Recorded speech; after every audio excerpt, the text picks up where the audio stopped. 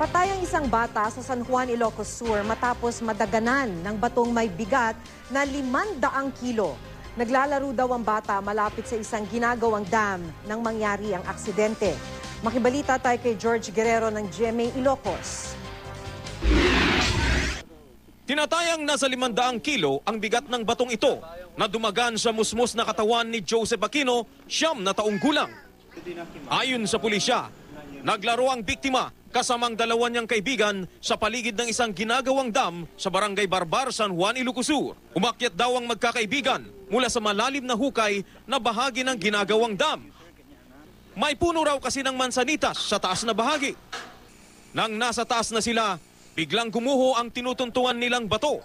Nakatalon palayo ang dalawang kaibigan ni Joseph, pero si Joseph hindi nakaligtas. Nadaganan siya ng bato. Gumulong ito mula sa kanyang hita hanggang sa kanyang ulo. Tumagal ng 30 minuto bago tuluyang natanggal sa pagkakaipit ang biktima. Talaga sir nadagsin natin ang bato sa dakkel. Hindi na umabot ng buhay sa ospital si Joseph. Inaalam ngayon kung may pananagutan sa nangyari ang namamahala sa pagtatayo ng dam sa lugar. Hindi pa sila nagbibigay ng pahayag. Ang pamilya naman ni Joseph hindi na raw magsasampa ng reklamo.